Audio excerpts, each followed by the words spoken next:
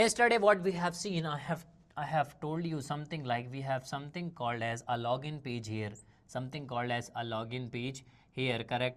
Login page here, and here we have something called as database, something called as database, that Husnapari, about which we have already discussed yesterday, correct? And here we have something called as DBMS.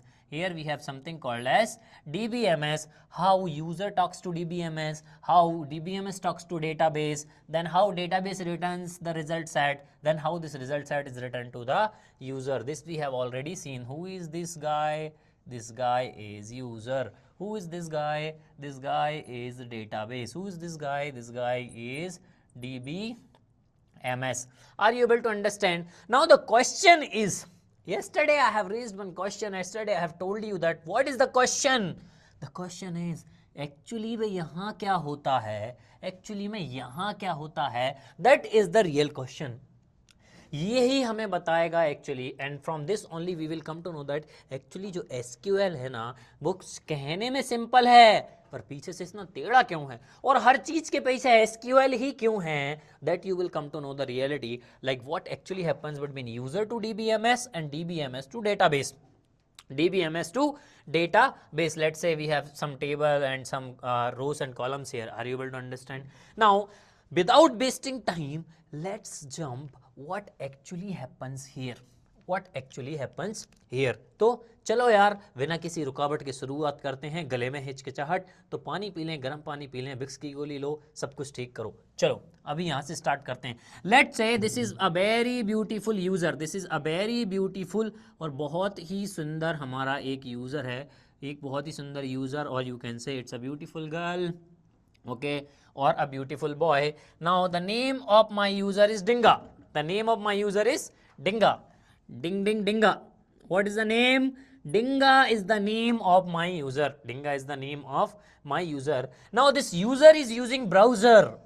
What it is using? User using browser. User using browser. Now you, all of you uses browser or not? सबको browser use करना आता है कि नहीं? Come on tell me yes in the chat box. हाँ, बहुत लोगों को ब्राउजर यूज करना आता है. You use browser, you use some secret tabs also, correct? So it user is using browser. I'll call it as browser. Okay, come on, give me an example of browser. Come in, give me an example of a browser. Google is the sorry, Google is the browser. Chrome browser, okay, Google Chrome is the browser. Yahoo, okay, Opera, we have a lot of, okay, Firefox, Safari, okay, Falana, Demkana, we have a lot of things. Okay, so he is using what? He is using the browser. अब क्या होता है, जैसे ही हम browser पे request डालते हैं, request कहाँ डालते हैं? ब्राउजर पे डालते हैं ना. Okay, MSH, okay, so request हम ब्राउजर पे डालते हैं. After that what actually happens, see here, there is something called as okay. सबसे पहले क्या होता है, यहाँ पे एक नेटवर्क बना हुआ होता है. Through this network request will go to somewhere here. Now if it is a network, what does it tells? अगर यहाँ पे क्लाउड बना हुआ है तो इसका मतलब क्या है? हम बात कर रहे हैं इंटरनेट एप्लीकेशंस की, हम बात कर रहे हैं वेब एप्लीकेशंस की. Are you able to understand? Yes. तो यहाँ पे कुछ होगा something called as web server. यहाँ पे क्या होगा? वेब सर्वर होगा. अब ये वेब सर्वर कौन है भाई? It's very important. ये वेब सर्वर भाई जो है ना, ये बहुत ही खतरनाक इंसान है. इनके पास हमेशा दो आइडिया होते हैं. अब वेब सर्वर क्या करता है? डिंगा ने ब्राउजर यूज किया, ब्राउजर से उसने कुछ सर्च किया. Let's say if डिंगा has searched crickbuds.com, instagram.com, facebook.com or a lot of any other website. Are you able to know? decodinglab.com, www.com, Bhole Baba welcome. See, a lot of things Dinga can do. Are you able to understand? A lot of things Dinga can do. Now doing browsing, that request will go to web server. अब web server क्या करता है? Web server वो चीज fetch करता है कि उसको चाहिए क्या. डिंगा को आखिर चाहिए क्या? डिंगा को चाहिए Dingi. No, if Dinga is using a browser, it wants something. Now what are those things? Let's see here. Now web server will have one thing called as web static pages to attach with it. क्या होंगे उसके साथ? Web static pages to attach with it. क्या है यार ये? What I can call it? Web static pages. What is this? Web static pages.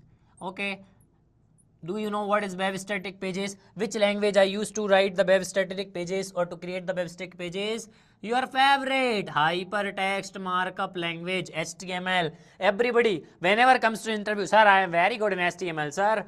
Then CSS. Then, oh, I am very good in CSS. But little, sir, JavaScript, sir. Sir, JavaScript. Then React.js, and so on, a language which is used to create web static pages. So your web server is connected to web static pages also. Why? Because the moment you give the request to web server, if you are fetching a web static pages, that means if you want, let's say you have searched www.decodinglab.com. Now when you search decodinglab.com, one web static pages will come to you. Correct? Yes or no? Yes or no? Some static pages that has been already designed in the website, it will come to you. Correct. दूसरी चीज इस web server में क्या होता है? दूसरी चीज इस वेब सर्वर के साथ क्या होती है? वेब सर्वर के पास होता है something called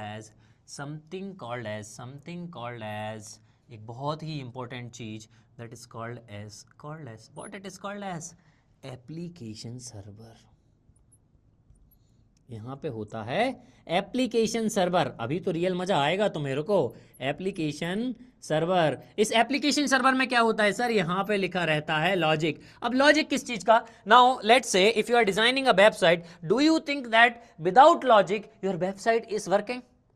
can you say that you have a working website without logic? This is a server, or you can say it's a server side where the logic of your website is written. The logic of your website or application is written. मतलब जो दिमाग है. अब मान लो हमारा शरीर है. अब अगर मैं चाहूं तो डांस भी कर सकता हूं, मैं चाहूं तो दौड़ भी सकता हूं, मैं चाहूं तो हाथ भी घुमा सकता हूं, लेकिन डायरेक्शन कहां से आ रहे हैं, लॉजिक कहां से आ रहा है ये सब चीज करने का? From here. Correct? No, from here. That means it is a mind of your application. मतलब सारा लॉजिक यहीं लिखा होता है. That's why we used to call it as application server. अब ये एप्लीकेशन सर्वर काम क्या करता है? सर वेब सर्वर तो ठीक है, अगर स्टैटिक पेज चाहिए तो ठीक है, और अगर कुछ मान लो कि मुझे डेटा लेना है, I want to fetch the data, I want to ask the question from the database, or let's say I want to load the images, I want to load the username, password, I want to submit the form. अगर मुझे data देना है, लेना है, तो मैं कहाँ जाऊँगा? वेब सर्वर क्या कहता? भैया मैं तो कुछ नहीं कर सकता, पर मैं तुम्हारी रिक्वेस्ट लॉजिक तक पहुँचा सकता हूँ. Come on, try to visualize in the from the form of Indian politics. किसी भी नेता के पास जाओगे वो यही बोलेंगे, युवा नेता के पास, यार मेरे हाथ में तो कुछ नहीं है, पर मैं उनसे आपके लिए बात कर सकता हूँ. करेक्ट? तो वही नेता के पास ये होता है, भाई मेरे हाथ में तो कुछ नहीं है. आर यू गेटिंग इट और not? That means it will go to logic. Are you able to understand? Who hosts the application server? So now logic, application server होता है. अब इस एप्लीकेशन सर्वर में क्या होता है? तुम्हारी एप्लीकेशन का सारा लॉजिक लिखा हुआ होता है. मतलब ये भाई इतने दिमागदार हैं, इनको पता है कि डेटा कहाँ से आएगा, और जो रिक्वेस्ट यूजर कर रहा है उसको कहाँ ले जाना है मुझे, और उसका डेटा कहाँ से लाना है. Are you able to understand? उसका डेटा कहाँ से लाना है? You can say like we used to develop what are those application server. You can say Tomcat, you can say Tomcat, you can say WebLogic, you can say WebLogic, and or what I can say extra, and written in the language called as, let's say, Java, your Python, your like Node.js, Express.js. correct? all those languages. ये उन language में लिखा हुआ होता है, logic. Are you able to understand? ये उसी level में लिखा हुआ है लॉजिक. काय में? हमारे जो जावा पाइथन, हम बोलते हैं ना जावा पाइथन पढ़ रहे हैं बैकएंड के लिए. कौन सा backend? In order to design a logic. अगर मान लो मेरी एप्लीकेशन में कॉन्टैक्ट अस फॉर्म है, तो कॉन्टैक्ट अस फॉर्म में जब कॉन्टैक्ट अस फॉर्म में मेरा जो बैकएंड में जो एपीआई से कनेक्ट होते हैं, मेरा जो बैकएंड कनेक्ट होता है, उसका लॉजिक कहाँ लिखा जाता है? यहीं पे. Are you able to understand? Database connectivity का लॉजिक कहाँ लिखा जाता है? देखेंगे. अब ये लॉजिक किस चीज से कनेक्ट होता है? It is connected to two things. One is your are you able to see? यहां तक देख पा रहे हैं आप लोग? दिख रहा है ये part? Yes. Okay. So this is something called as OLTP, और you can call it as main frame. Now what is that OLTP? OLTP is online transaction protocol, and it is responsible to connect your application to internet. It is responsible to connect your application to internet. That means logic will be connected to OLTP, which will ensure that application should use internet in order to perform its operations. Are you able to understand? एक तो ये हो गया, और एक और कहाँ पे, एक और कहाँ पे, now try to see, now try to see. अब एक और कहाँ पे होगा, एक और होगा हमारा यहाँ पे समथिंग कॉल्ड एज, भैया समथिंग कॉल्ड एज क्या, DBMS. Now try to see what is this DBMS, and with DBMS it is connected to something called as what, किस चीज से कनेक्ट होगा यार, डेटाबेस। किस चीज से कनेक्ट होगा, डेटाबेस। अब समझ रहे हो, आप समझ रहे हो इसके पीछे का राज समझ रहे हो? मतलब क्या हो रहा है कि यूजर यहाँ बैठा हुआ है, उसे यहाँ से डेटा चाहिए, और अगर उसे यहाँ से डेटा चाहिए then he has to go with all this process. मतलब इन सारी स्टेप से होके गुजरना पड़ेगा, इन सारी स्टेप से होके गुजरना पड़ेगा। और अगर उसको डेटा कहीं जाके स्टोर भी कराना है, अब मान लो क्या, मान लो तुम्हारे फॉर्म्स हैं, अब तुम फॉर्म्स फिल करते हो तो जैसे ही क्लिक करते हो, कल हमने देखा था, जैसे ही हमने अगर क्रिएट अकाउंट का फॉर्म फिल किया, क्रिएट अकाउंट बटन पे दबाया, डेटा भम से आके इधर आ गया। Are you able to understand? तो वो ये सारी चीज़ों में होके आता है। अब चलो ये पूरा डायग्राम में तुम्हें एक बहुत ही अच्छे रियल टाइम एग्जांपल से सुनाता हूँ। Real time scenario, correct, my own life scenario, एक रियल टाइम सिनेरियो सुनाता हूँ। Now when I was in 10th class, when I was in 10th class, I am in deeply love with one girl. Yes, she is very beautiful. मतलब यार वो होते हैं ना कि एक तरफा प्यार, मतलब एक ही नज़र में प्यार हो गया, वैसा वाला केस था। ओके, अब क्लास 8 से चलता आ रहा था, लेकिन 10th तक हिम्मत नहीं हुई उससे बात करने की। 10th तक हिम्मत, क्योंकि 10th में क्या हुआ था, हमारे स्कूल वालों ने सारे बॉयज़ एक क्लास में कर दिए थे और सारे लड़कियां एक क्लास में कर दी थी। अब बात करने तो यार मतलब ना कोई जोन बिट रहा है, ना कनेक्शन बिट रहा है, बात ही नहीं हो पा रही। बट 10th पास होने के बाद क्या हुआ, 11th में मैंने भी मैथ साइंस ली, by God grace. She is also taken math science. अब दिमाग फिरा मेरा यार, नहीं, मैंने कहा यार अब तो कुछ ना कुछ तो करना पड़ेगा। अब सोचो ये जो डिंगा है वो मैं हूँ ये जो डिंगा है वो मैं हूँ। Are you able to understand? अब डिंगा को बात करनी है डेटाबेस से, ही वो लड़की है, बात करनी है डेटाबेस से। अब डिंगा मतलब जो मैं हूँ। अब मेरा एक बहुत ही अच्छा दोस्त था यार, जो मेरे साथ मेरी क्लास में था, उसका नाम लेट्स से उसका नाम है ए, उसका नाम है ए। अब वो जो ए है, मैंने ए को बताया यार ऐसी बात है, ऐसी बात है। अब वो ए कौन है, वेब सर्वर। ए कौन है, वेब सर्वर। अब वेब सर्वर, उस ए के पास दो चीज़ हैं, वो एक तो खुद के आइडिया हैं जो बता दे, तो बोल रहा भाई लड़की वड़कियों के चक्कर में मत पड़, जो मेरे पास है तू तो वही ले ले I mean what ever the things the ideas it has, वो आइडिया मुझे दे रहा है, समझ में आ रहा है। दूसरा ये है कि अब दिमाग लगाओ कि कैसे वहाँ तक बात पहुँचे। अब बढ़िया यार, स्कूल ख़त्म हो रहा है, 9 बजे रात को ढाबा पे जा रहे हैं, चाय पी रहे हैं और बढ़िया से फिर दिमाग लगा रहे हैं यार कि अब बात हो तो हो कैसे। बहुत सारे आइडिया आए। अब बाद में पता चला कि ए का एक कज़न ब्रदर है, उसका नाम है बी। ए का एक कज़न ब्रदर है, उसका नाम क्या है, बी। और बी हैं कृष्ण कन्हैया, हमेशा लड़कियों के ग्रुप में रहते हैं, बहुत सारी लड़कियां दोस्त हैं, मतलब उन्हें तो मज़ा आता है लड़कियों के साथ। Are you able to understand? अब वो क्या है कि अब वो हमसे भी कनेक्टेड हैं और वो उस ग्रुप से भी कनेक्टेड हैं जहाँ पे लड़कियाँ हैं, और उन लड़कियों के ग्रुप में एक ऐसी लड़की है जो उस लड़की की दोस्त है, जो डिंगा को पसंद है, जो डिंगा को पसंद है। मान लो ये डिंगा यूज़र है और ये डेटाबेस तुम्हारा डिंगी, डेटाबेस तुम्हारा डिंगी। अब डिंगा और डिंगी को बनाना है कनेक्शन। अब कनेक्शन पहुंचा ए तक, डिंगा ने ए से बात करी, यार डिंगा नहीं मेरे को अब बात करनी है, ये मान लो इसका नाम रख देते हैं हम पिंगा, इसका नाम रख देते हैं पिंगा। पिंगा का भाई होगा क्या रख देते हैं, कालिया।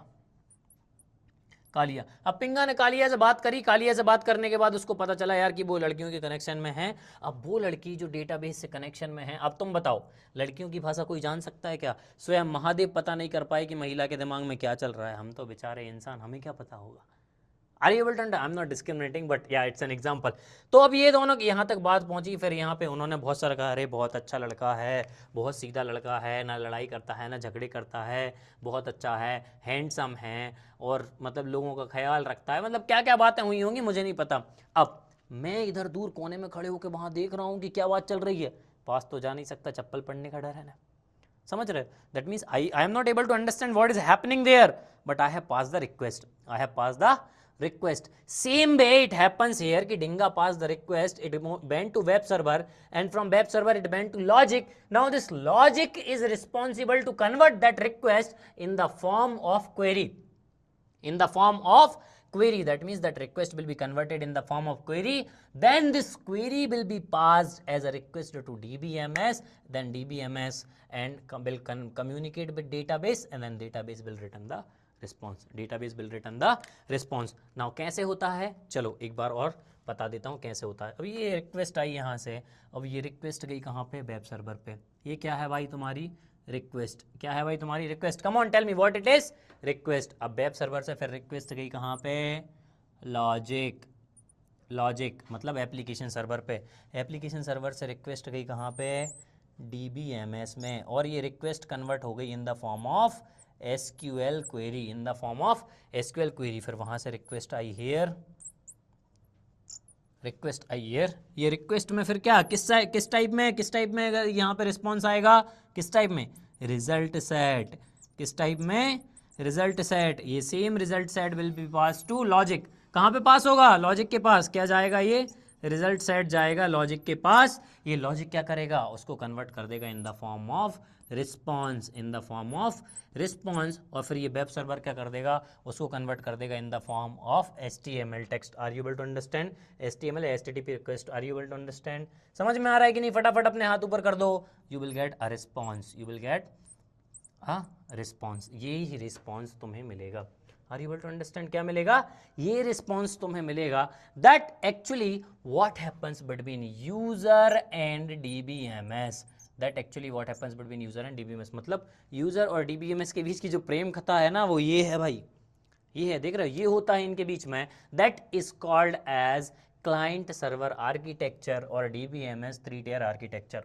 क्या कहलाता है, client server architecture and DBMS 3-tier architecture. Why correct. See when you develop web application, मतलब जब कोई तुम वेब एप्लीकेशन बनाते हो या वेबसाइट बनाते हो, you have to develop, Rishabh, you have to develop what, static pages where user can interact to your website और एप्लीकेशन, और यूजर कैन इंटरेक्ट, और user can interact to your logic.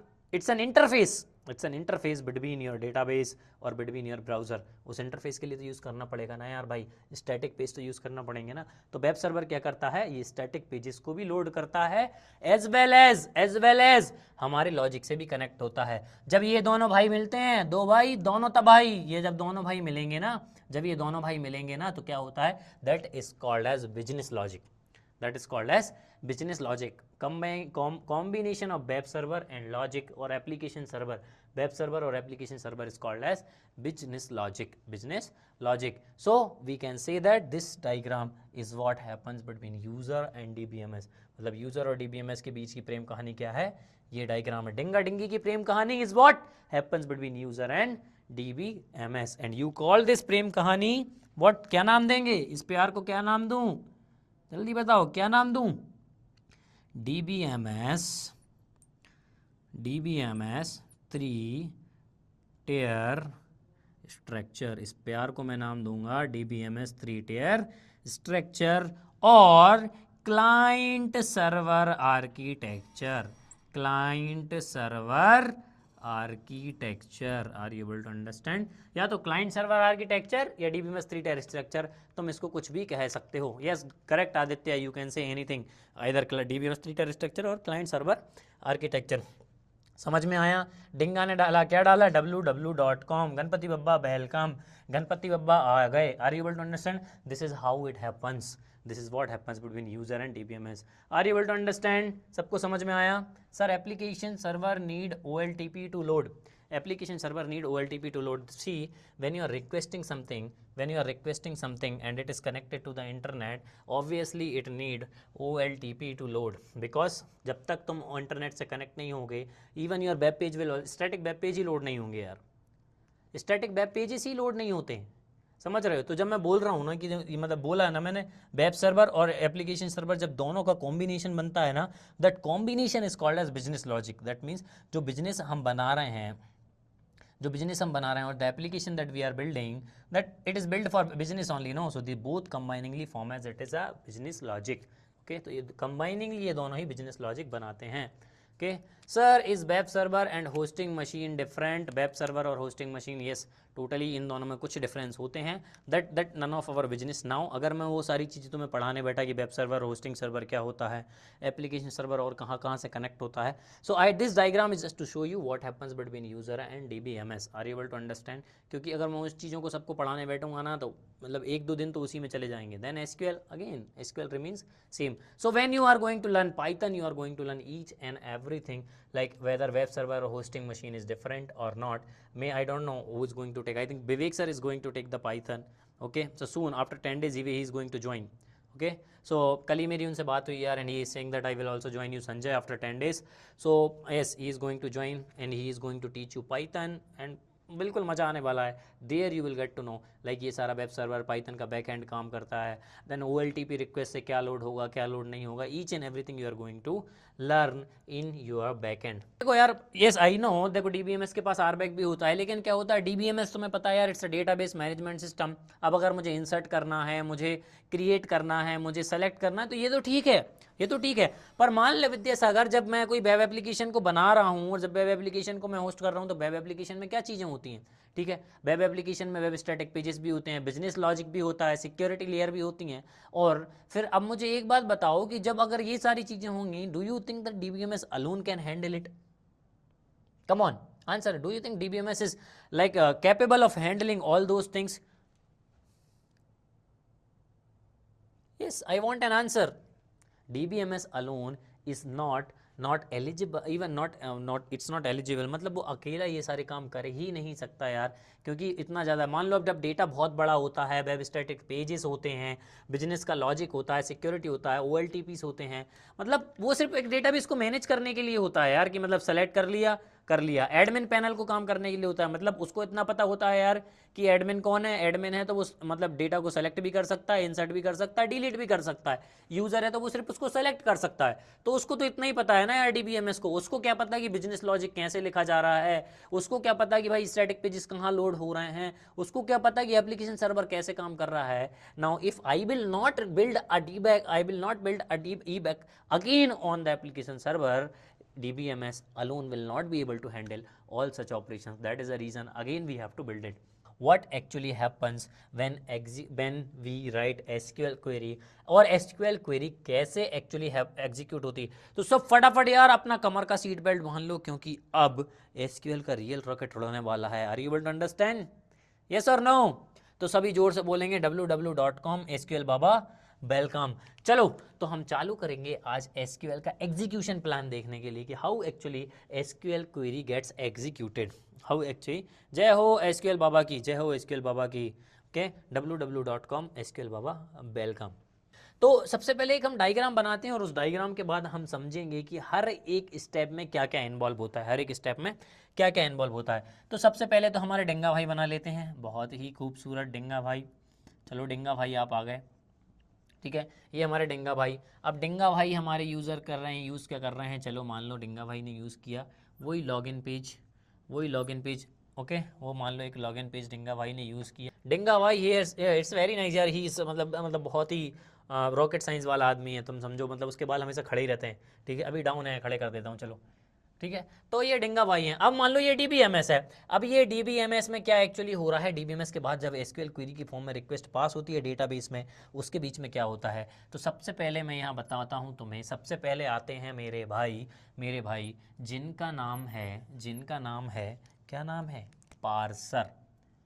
क्या नाम है, पार्सर। तो सबसे पहले पार्सर अपनी दस्तक देते हैं, और जैसे ही क्वेरी पार्सर के बाद पार्सर से पास होती है, जैसे ही क्वेरी पार्सर से पास होती है, उसके बाद दस्तक देते हैं मेरे भाई कॉल्ड एज वैलिडेटर।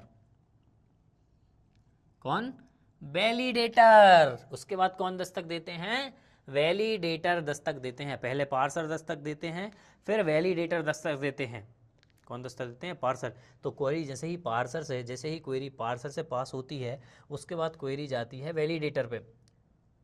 उसके बाद sorry sir, I am really sorry, uh no problem Harshit, okay no problem, it happens, no problem, okay. Parser और वैलिडेटर, बट तुम लोगों को यहाँ ध्यान देना है यार, तुम मतलब उस पर क्या कर रहे थे यार, एच बना रहे थे, सी बना रहे थे, मतलब this is no sense, okay. See here parser और वैलिडेटर, अपने हथियार लेके बैठो, कॉपी पेन लेके बैठो, ठीक है, कॉपी और पेन लेके बैठो। पार्सर वैलिडेटर, और पार्सर वैलिडेटर के बाद मेरे भाई आते हैं, ये भाई का अच्छा सा स्ट्रक्चर बना लेते हैं, ओके। मेरे भाई आते हैं कौन, executor. Are you able to understand?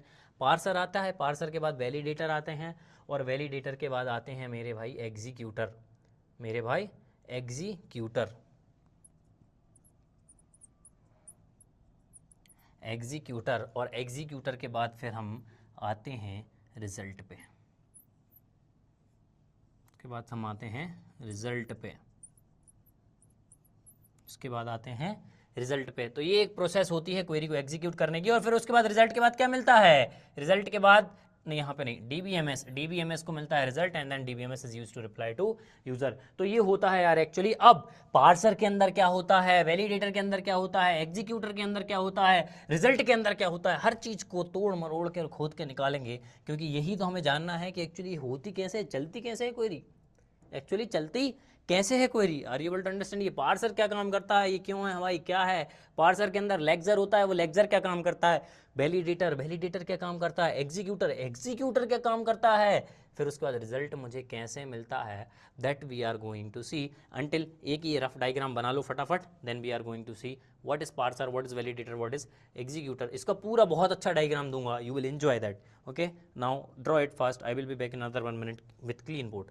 तो now let's move and jump to our first part, jump to our first part, what is our first part, come on guys, क्या पार्ट है पहला, क्वेरी कहाँ जाती है सबसे पहले, सबसे पहले क्वेरी जाएगी, क्वेरी जाएगी पार्सर, क्वेरी जाएगी कहाँ पे, पार्सर में।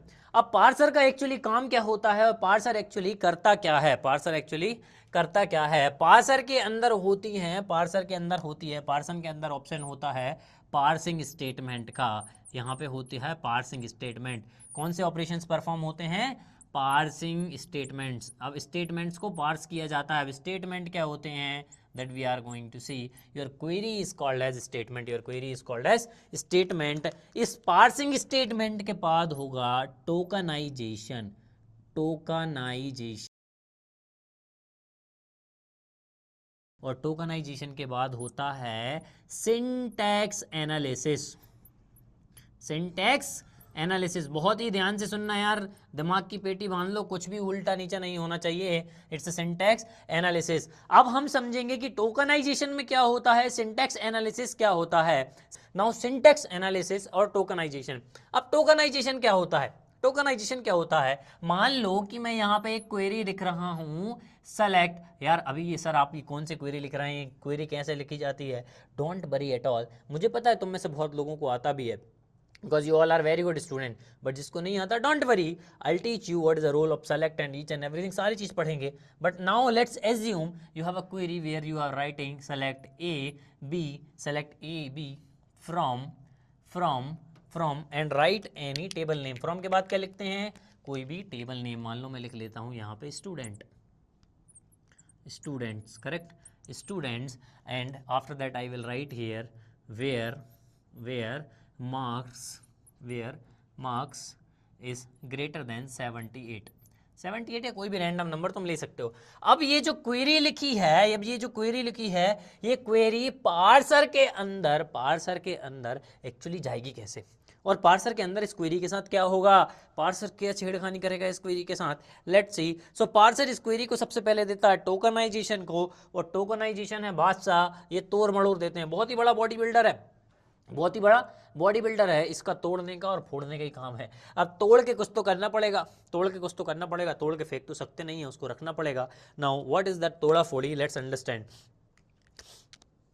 Let's understand. अब मान लो कि कोई चीज़ है, कोई चीज़ है, अगर तुम उसको डिफरेंट डिफरेंट पीस में डिवाइड कर रहे हो, then you have to what, you have to serve it in different thing. अब मैं एक बहुत अच्छा एग्जांपल देता हूँ यार बचपन के दिन याद करो, बचपन के दिन याद करो, दादाजी जाते थे वाटरमेलन लेके आते थे, ओके, पपाया लेके आते थे, वो पपाया की एक एक पीसेस होते थे, एक एक पीसेस सबको दिया जाता था। Are you understand? तो ये पपाया क्या हमारी पूरी क्वेरी है, अब इसको धीरे धीरे काट काट के एक एक पीस दिए जाएंगे ना। सेम टोकनाइजेशन क्या करता है, इस क्वेरी को तोड़ता है और हर एक वर्ड जो मेरी क्वेरी में यूज हो रहा है, हर एक वर्ड जो मेरी क्वेरी में यूज हो रहा है उसको टोकन्स के फॉर्म में अलग अलग करता है, टोकन्स के फॉर्म में अलग अलग करता है। कैसे सर? मान लो कि टोकन के फॉर्म में क्या होता है, मान लो एक टोकन आएगा मेरे पास T1, पहला टोकन, उस टोकन को क्या मिल जाएगा, उस टोकन को मिल जाएगा सेलेक्ट, उस टोकन को मिल जाएगा सेलेक्ट। फिर टोकन टू को क्या मिल जाएगा, ए मिल जाएगा। टोकन थ्री को क्या मिल जाएगा,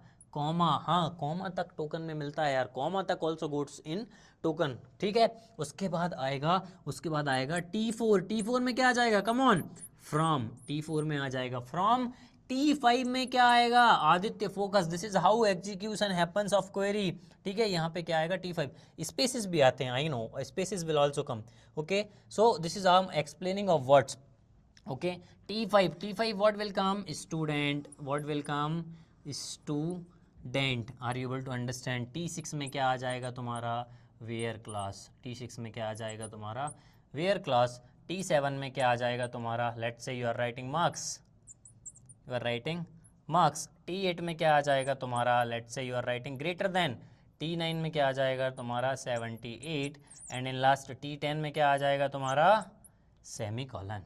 T10 में क्या आ जाएगा तुम्हारा semi colon, and spaces will also come after select if you are writing this space again. So those are called as the different tokens where the spaces comes, okay.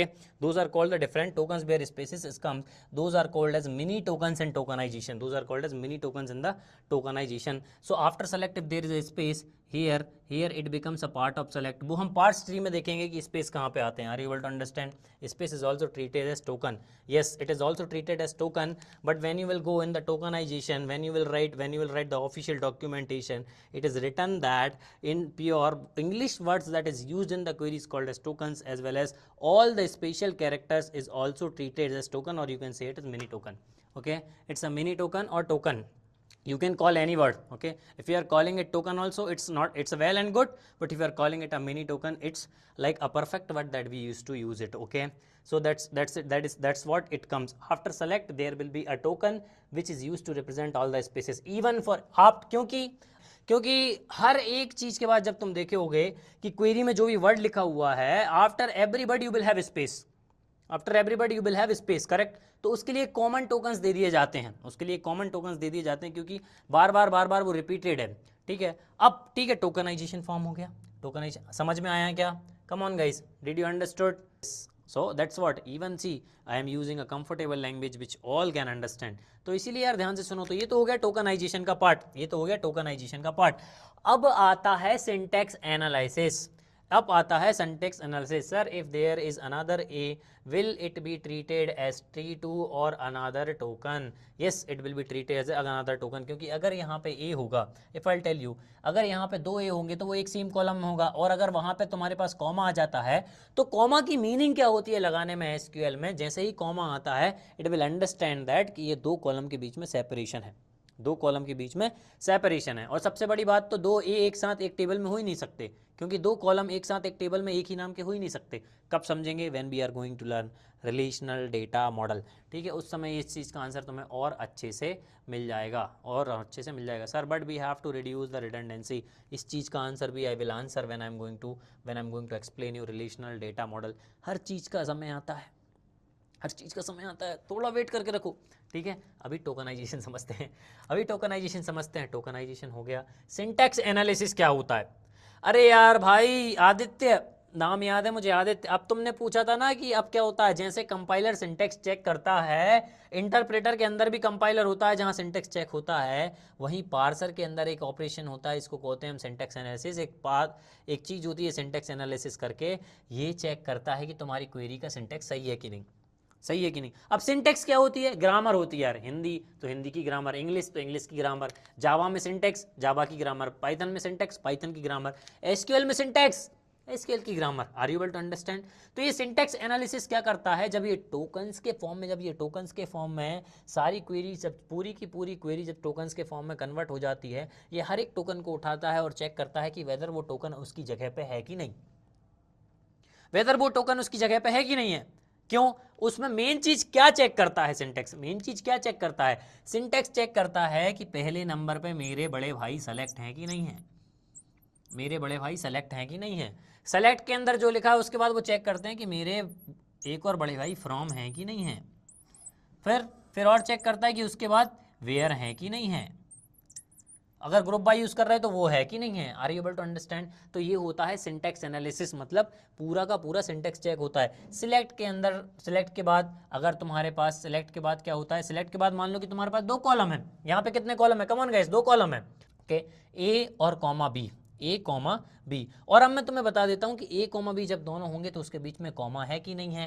That is what my syntax analysis used to do, syntax analysis is used to do. और बताता हूं यार, क्योंकि parser का ही part syntax analysis है, parser का ही पार्ट टोकनाइजेशन है, तो जो तुम्हारा पार्स ट्री बनता है वो same parallelly when used to check syntax, parallelly it is used to create a parse tree. कैसे? जैसे ही वो सेलेक्ट को करता है, मान लो कि ये क्वेरी है, मान लो कि ये क्वेरी है, अब क्वेरी के बाद जैसे ही सेलेक्ट आया तो एक सेलेक्ट के लिए वो एक ऐसा, let's this is a parse tree, फिर उसके बाद क्या होगा, सेलेक्ट में कॉलम आएंगे, एक ए आ गया, एक बी आ गया, ठीक है। फिर सेलेक्ट के बाद आएगा क्या, तुम्हारा फ्रॉम, सेलेक्ट के बाद आएगा फ्रॉम, फ्रॉम के अंदर क्या आ जाएगा, तुम्हारा टेबल नेम, जो स्टूडेंट है मान लो यहाँ पे, इस केस में स्टूडेंट, इस केस में स्टूडेंट, ठीक है। उसके बाद आ जाएगा तुम्हारा वेयर, उसके बाद आ जाएगा तुम्हारा वेयर। अब वेयर के अंदर क्या है, वेयर के अंदर कॉलम नेम है मार्क्स, मार्क्स के बाद क्या है, जो भी तुम्हारा ऑपरेटर है वो आ जाएगा, और उसके बाद जो भी तुम्हारी वैल्यू है वो आ जाएगी। So this is how parse tree is generated, this is how parse tree generated. सबको दिख रहा है ना यार? The order would matter sir, yes the order matters a lot, orders matters a lot, क्योंकि पार्स ट्री हमेशा क्या होता है, सिंटैक्स एनालिसिस के पैरेलली क्रिएट होता है, पैरेलली क्रिएट होता है। मतलब जहां पे अगर पहले सिंटेक्स आएगा तो ऑर्डर बहुत मैटर करता है। ऐसा नहीं होगा कि बेयर इधर आ गया, सेलेक्ट यहाँ आ गया, ठीक है। कब, अरे यार एक खाना खाने का ऑर्डर होता है ना, ऐसे तो खा नहीं सकते, समझ रहे हो ना, ऐसे तो खा नहीं सकते, बाकी कुछ लोग अगर खाएंगे तो एरर ही मिलेगा। Are you able to understand? इसीलिए ऑर्डर होना बहुत जरूरी। अगर सेलेक्ट से पहले फ्रॉम आएगा, सेलेक्ट से पहले अगर फ्रॉम आया तो क्या हो गया, क्या होगा, you will get an error, you will get an error. So syntax analysis 2 output produce करता है, एक करता है नो और एक करता है यस, एक करता है नो और एक करता है यस। कम ऑन, क्या करता है, yes and no, yes and no. If I am getting answer yes, अगर मैं आंसर यस मिलता है तो ये कहाँ जाता है, कहाँ जाता है, वैलिडेटर। कहाँ चली जाती है क्वेरी, वैलिडेटर। और अगर नो मिलता है तो क्या मिलता है तुम्हें, बहुत ही प्यारी हवा में उड़ती हुई चप्पल, called as syntax error, syntax error. This is what you get when syntax analysis happens in SQL. समझ में आया क्या सबको? Come on guys, tell me, did you understood? Come on tell me, did you understood? Give me thumbs up फटाफट। सबको समझ में आ रहा हो और क्लास में मजा आ रहा हो तो यार जल्दी फटाफट फटाफट एकदम से अच्छे से इमोजी भेजो। और अगर बिल्कुल एकदम प्योर एनर्जी के साथ चाय लेके बैठो, कॉपी लेके बैठो, जो लेके बैठना है बैठो, बट कंसंट्रेशन पूरा क्लास में चाहिए यार, पूरा क्लास में चाहिए। फटाफट फटाफट इस पार्ट्स को नोट कर लो। I will be coming with another फिर पूरी क्लियर स्क्रीन के साथ आऊँगा, and then we will see once it passes to the parser, tokenization मतलब वैलिडेटर में कैसे जाता है। अब हमारा सिंटैक्स एनालिसिस हो गया, टोकनाइजेशन हो गया, अब वैलिडेटर क्या काम करता है, लेट्स गो। फटाफट राइट डाउन, जैसा लिखा है वैसे ही के वैसे ही लिख लो यार फटाक से। अब सबसे पहले हमने देख लिया यार, पहली स्टेप थी हमारी पार्सर, पहली स्टेप थी हमारी पार्सर। तो पार्सर को हमने देख लिया कि भाई पार्सर के अंदर क्या होता है। पार्सर के अंदर होती हैं 2 स्टेप, एक होती है टोकनाइजेशन, एक होती है टोकनाइजेशन, करेक्ट, क्या होता है, टोकनाइजेशन। और दूसरी स्टेप होती है सिंटैक्स एनालिसिस, दूसरी स्टेप होती है क्या, सिंटैक्स एनालिसिस, सिंटैक्स एनालिसिस। जब क्वेरी पार्सर से पास हो जाती है, the moment query passed from parser, it comes to what, validator. मतलब अगर क्वेरी पार्सर से पास हो गई है तो मतलब सिंटैक्स उसका सही है, सिंटैक्स उसका सही है। मतलब कहाँ जाएगी क्वेरी, जाएगी वैलिडेटर के पास। कहाँ जाएगी क्वेरी, कम ऑन, वैलिडेटर के पास क्वेरी जाएगी वैलिडेटर के पास। अब वैलिडेटर में क्या होता है, let's see what happens in validator. अब वैलिडेटर में होती हैं दो स्टेप, वैलिडेटर में होती हैं दो स्टेप। पहली स्टेप जो वैलिडेटर में होती है that is called as semantic, that is called as semantic analysis, that is called as semantic analysis, that is called as semantic analysis। फिर उसके बाद क्या होता है, उसके बाद होता है प्रिविलेज चेक। सर क्या होता है सर ये privilege check? Okay, we are going to see what is this privilege check, privilege check. उसके बाद क्या होता है सर? उसके बाद होता है डेटा टाइप चेक। उसके बाद क्या होता है? Data type check. सारी चीज़ों को ऐसे देखेंगे बिल्कुल एकदम मज़ा आ जाएगा। डेटा टाइप चेक बीड़ो एकदम मज़ा आ जाएगा, मज़ा मज़ा, वो आम जूस वाला मज़ा आ जाएगा। ठीक है, सबसे पहले उठाते हैं यार सिमेंटिक एनालिसिस, सबसे पहले उठाते हैं सिमेंटिक एनालिसिस और चलते हैं कि मेरे ये भाई क्या करते हैं। सिमेंटिक एनालिसिस क्या करते हैं? Finite state automation, FSA। Vidyasagar finite state automation is different. Okay, so semantic analysis. यार देखो, सबसे पहले मैं तुम्हें सबसे एक बात बता दूं, अगर जो चीज़ मैं यहाँ पढ़ा रहा हूँ और बाजू में तुम चैट जीपीटी खोल के बैठ रहे हो तो ना तुम्हें समझ में आएगा, ना वो तुम्हारी चैट जीपीटी को समझ में आएगा, और खुद का भंटाडार भी कर लोगे। तो that's what I use to teach you. It's not available in internet, it's not available in chat GPT, correct. So ये प्योर डॉक्यूमेंटेशन से पढ़ी हुई चीज़ें हैं, प्योर जो बुक्स लिखी गई हैं एसक्यूएल पे, and that has been authorized by Oracle. उन्हीं बुक से पढ़ के कंटेंट है, and this is my content. I am telling you, I can only deliver it.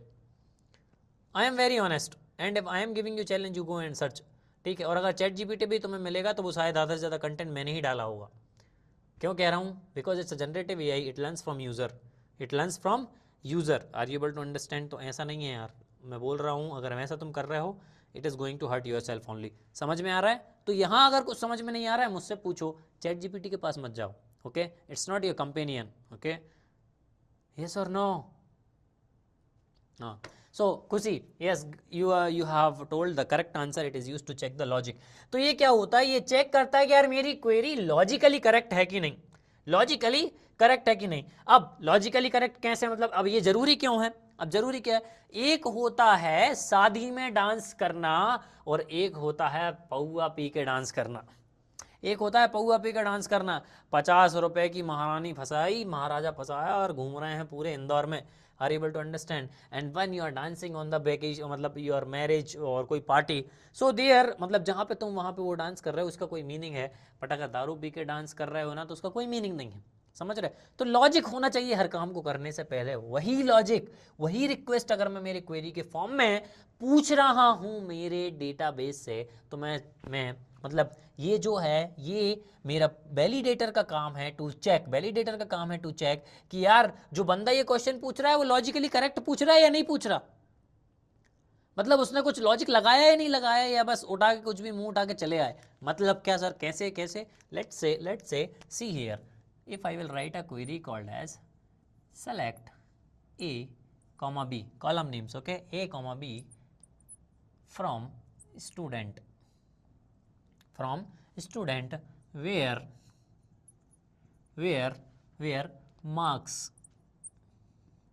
marks is greater than 80। एक तो ये क्वेरी लिखी मैंने, एक क्वेरी लिखी। अब ये सिंटैक्टिकली करेक्ट है, सिंटैक्टिकली करेक्ट है, क्यों अभी बताता हूँ। एक और क्वेरी लिखता हूँ, एक और सेम क्वेरी लिखी मैंने, सेलेक्ट A, B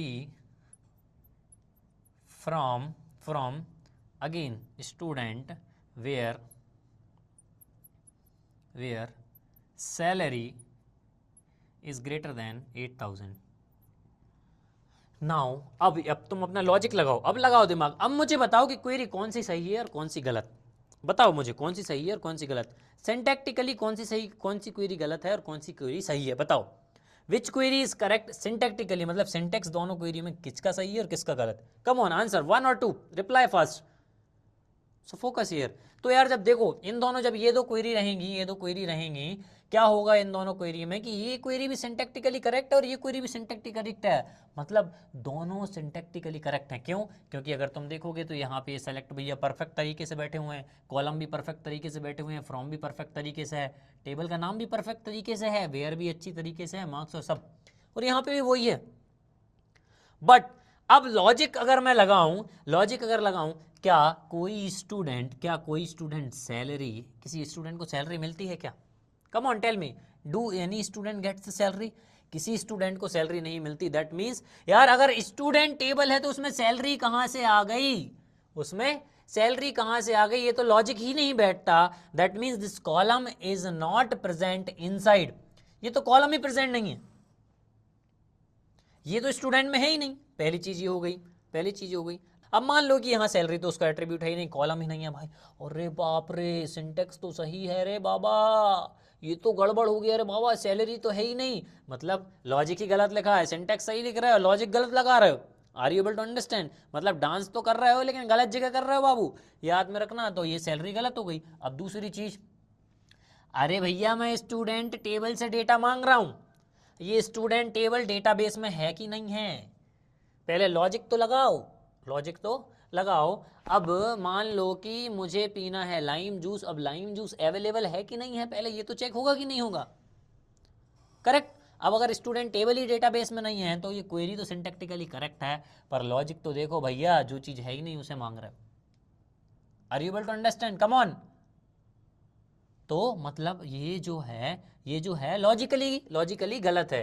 तो ये कौन करता है? ये काम करते हैं हमारे बबुआ सिंटैक्टिक, कौन सा? Semantic analysis. सिमेंटिक एनालिसिस में जब वैलिडेटर के अंदर जो सिमेंटिक एनालिसिस होता है, ये सिमेंटिक भाई हमारा ये काम करते हैं कि अगर लॉजिकली क्वेरी गलत है तो बाबू आगे नहीं जाने दूंगा, लॉजिकली भी सही होना चाहिए, क्योंकि अगर मैं डेटाबेस से कोई चीज मांग रहा हूं या उसमें कोई चीज इंसर्ट कर रहा हूं तो उसका कोई लॉजिक भी तो होना चाहिए ना। लॉजिक बनता है कि नहीं बनता? So it's very important step, हर एक छोटी इंपॉर्टेंट स्टेप का ध्यान रखा जाता है। That's why we have semantic analysis which is used to check whether the logic written inside the query is correct और not. What? Logic written inside और इन द क्वेरी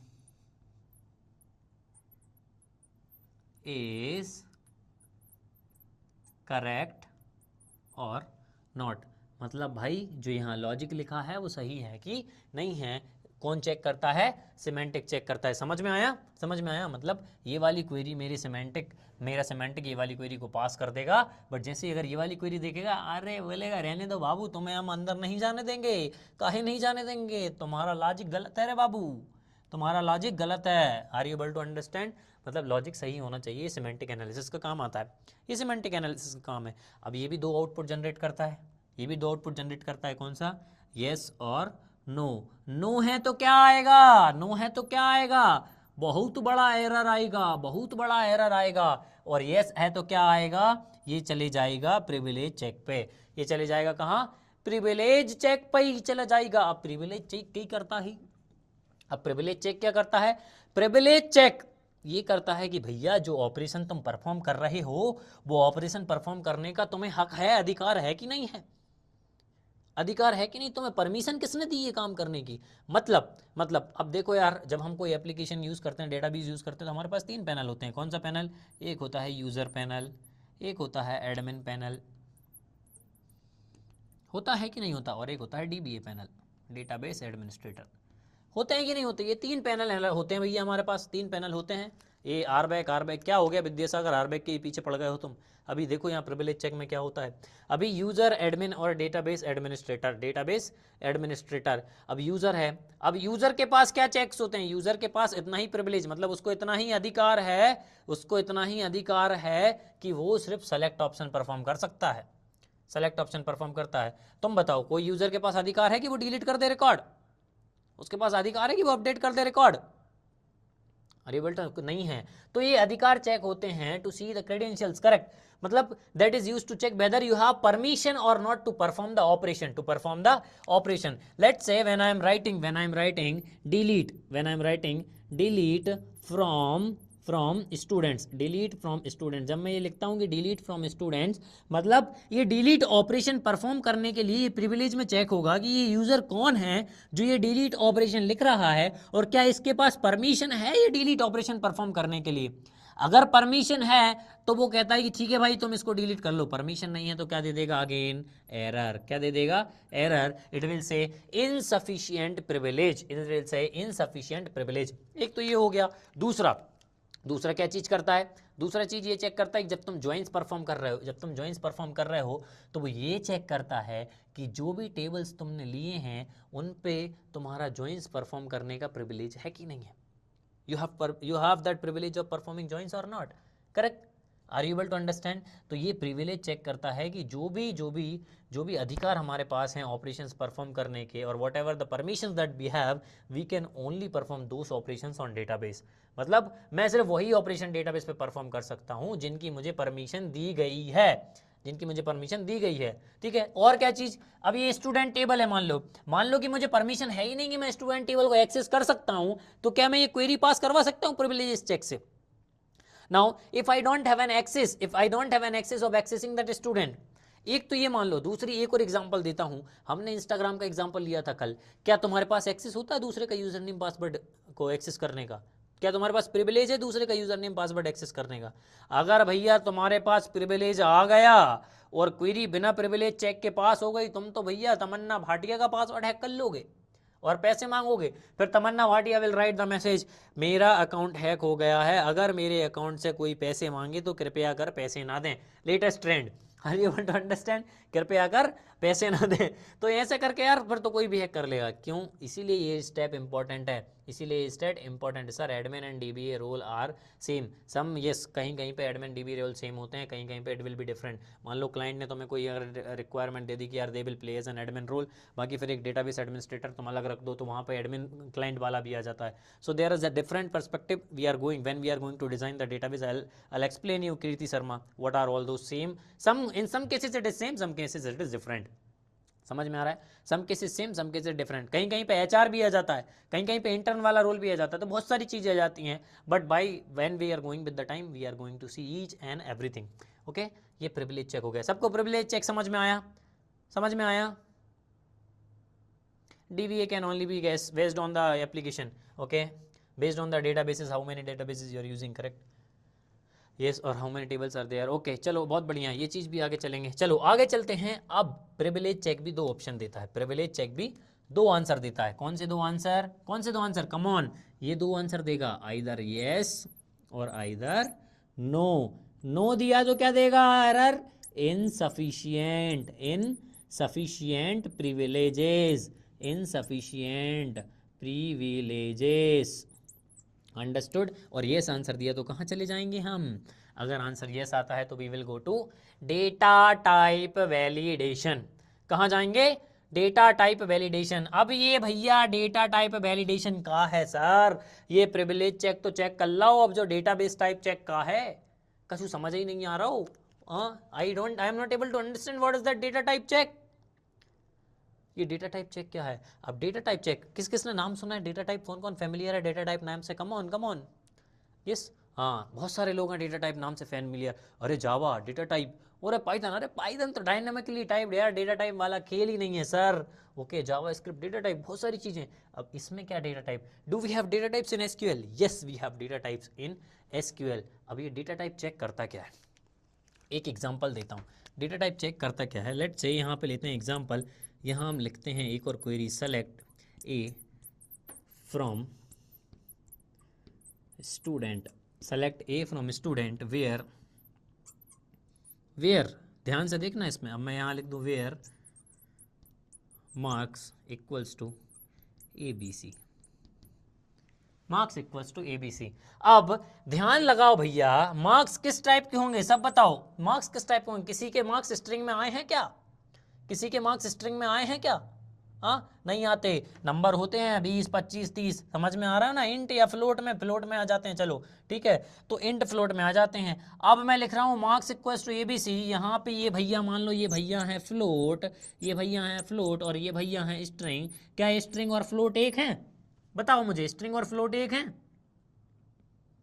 नहीं। अब ये तो बोलोगे सर ये तो फिर सिमेंटिक और सिंटैक्ट में भी हो सकता है। अगर इस क्वेरी को आप देखोगे तो ये सिंटैक्टिकली भी करेक्ट है और सिमेंटिकली भी करेक्ट है। सिंटैक्टिकली भी करेक्ट है, सिमेंटिकली भी करेक्ट है, क्योंकि सिमेंटिकली में तो चेक होता है कि अगर भाई मेरे पास जो लॉजिक में लिख रहा हूँ वो लॉजिक प्रेजेंट है कि नहीं है, सही है कि नहीं, ठीक है। आप समझ में आ रहे हो। प्रिविलेज में भी वो चेक नहीं होगा, क्योंकि अगर स्टूडेंट टेबल को मेरे को एक्सेस करने का प्रिविलेज है तो मैं उसके कॉलम को तो एक्सेस कर सकता हूँ, कि नहीं कर सकता। हाँ, बट डेटा टाइप चेक में उस कॉलम के अंदर की वैल्यूज चेक होती हैं बाबू, उस कॉलम के अंदर की वैल्यूज चेक होती हैं। मतलब डेटा टाइप चेक में क्या होता है कि जो कॉलम के अंदर जो वैल्यू है, कॉलम के अंदर की जो वैल्यू है और उस कॉलम में जो डेटा टाइप लगाया गया है उसको बनाने के टाइम ये दोनों भैया मिल रहे हैं कि नहीं, ये दोनों मिल रहे हैं कि नहीं, ये कौन चेक करेगा, ये डेटा टाइप चेक करेगा। डेटा टाइप वैलिडेटर और डेटा टाइप चेक करते हैं, इस पॉइंट पे चेक होते हैं कि जो कॉलम के अंदर की वैल्यू है, अगर मैं किसी कॉलम को एक्सेस करने की कोशिश कर रहा हूं तो क्या मैं उस कॉलम के अंदर जो वैल्यू प्रेजेंट है उसी को एक्सेस करने की कोशिश कर रहा हूं या कुछ अलग ही दे रहा हूं बिल्कुल काम। तो यहाँ तो स्ट्रिंग और फ्लोट इनका तो कोई मेल ही नहीं खाता भैया, इनका तो कोई मेल ही नहीं खाता। मतलब यहाँ पे भी दिक्कत आ सकती थी कि नहीं, अगर डेटा टाइप चेक नहीं होता तो ये क्वेरी तो बहुत गड़बड़ कर देती। इसीलिए ये that point is important, data type check is very important in validator. Are you able to understand. मतलब ये जो 3 पॉइंट को वैलिडेट कर रहा है, किस किस को वैलिडेट कर रहा है, 3 पॉइंट को, सिमेंटिक एनालिसिस को भी कर रहा है, प्रिविलेज चेक को भी कर रहा है और डेटा टाइप को भी चेक कर रहा है। मतलब वैलिडेटर ये कहता है भैया अगर हमारे यहाँ से क्वेरी जा रही है तो भैया पूरी तरीके से तैयार होकर जाएगी वो, अगर तैयार होकर नहीं जाएगी ना तो भैया जीवन खराब कर देगी डेटाबेस का, जीवन खराब कर देगी एप्लीकेशन का। डेटा कुछ और पूछ रहा है, डेटा कुछ और आ रहा है, समझ रहे हो ना। तो वैलिडेटर कहते हैं हम ऐसे ना जाने देंगे बाबू तुमका, समझ रहे हो, तो ऐसे नहीं जानता हूँ। So that's why we have something called as semantic analysis, privilege check and data type check inside validator, inside validator।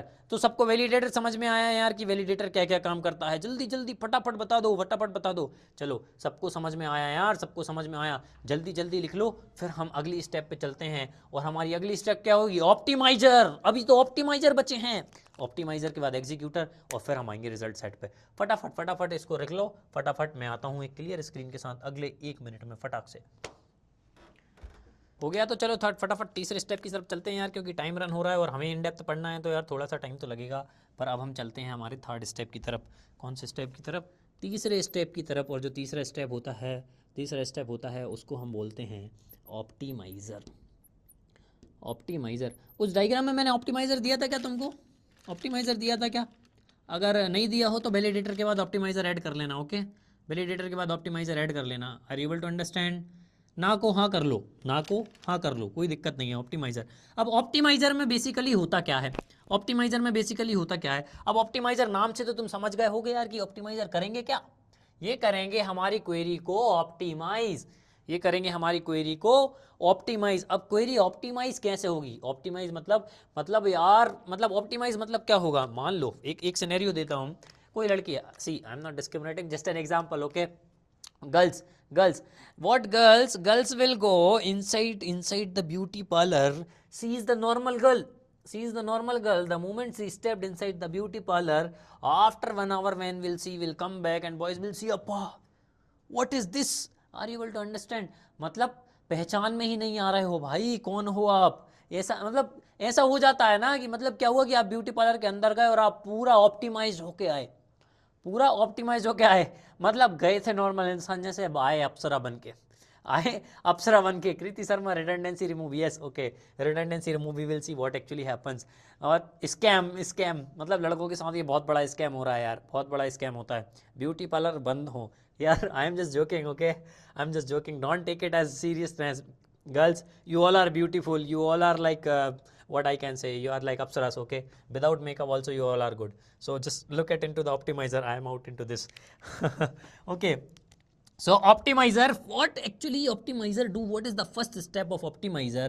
The first step of optimizer is query rewrite, query rewrite.